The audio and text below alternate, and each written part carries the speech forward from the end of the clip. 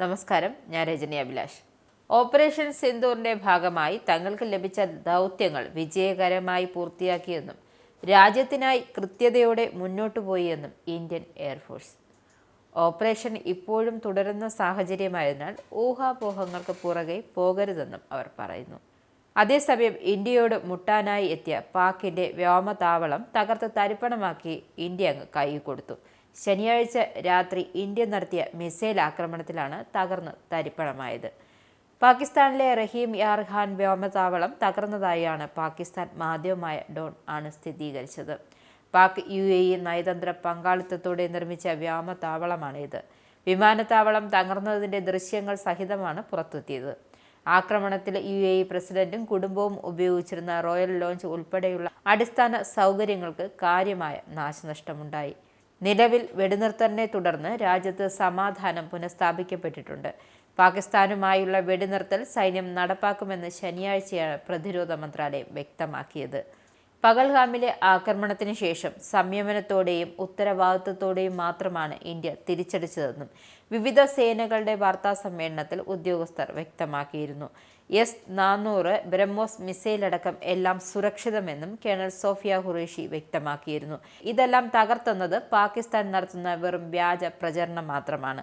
അതിർത്തിയിലെ എല്ലാ വ്യോമതാവളങ്ങളും സുരക്ഷിതമാണ്. ഇന്ത്യൻ സൈന്യം പാകിസ്ഥാന് ശക്തമായ തിരിച്ചടിയാണ് നൽകിയത്.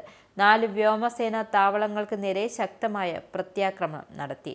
പാകിസ്ഥാന്റെ എയർ ഡിഫൻസ് റഡാർ സംവിധാനങ്ങൾ നിർവീര്യമാക്കാൻ കഴിഞ്ഞുവെന്നും ഉദ്യോഗസ്ഥർ വ്യക്തമാക്കുന്നുണ്ട്. നിയന്ത്രണ രേഖയ്ക്ക് സമീപം പാക് പ്രതിരോധ സംവിധാനങ്ങൾ ശക്തമായ തിരിച്ചടി നൽകി. അവരുടെ പ്രതിരോധ സംവിധാനങ്ങൾക്ക് ഏറ്റത് വലിയ തിരിച്ചടിയാണെന്നും ഇനി ഏത് സാഹചര്യത്തിലും സജ്ജമാണെന്നും ഇന്ത്യൻ സൈന്യം വ്യക്തമാക്കി. പാകിസ്ഥാനിലെ ആരാധനാലയങ്ങളെ ഇന്ത്യ ആക്രമിച്ചു എന്ന പ്രചരണം തീർത്തും വ്യാജമാണെന്നും ഉദ്യോഗസ്ഥർ ചൂണ്ടിക്കാട്ടുന്നു. ഇന്ത്യ ഒരു മതേതര രാജ്യമാണ്.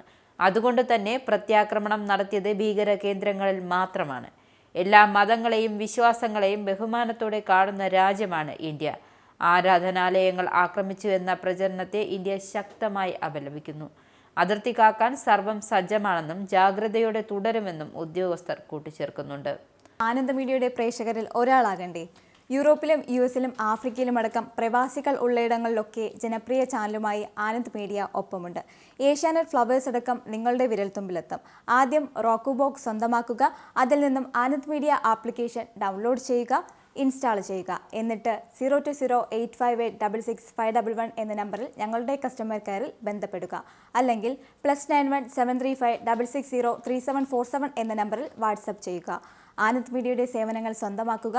മറ്റു ചാനലുകൾക്കൊപ്പം ആനന്ദ് TVയും എൻജോയ് ചെയ്യുക.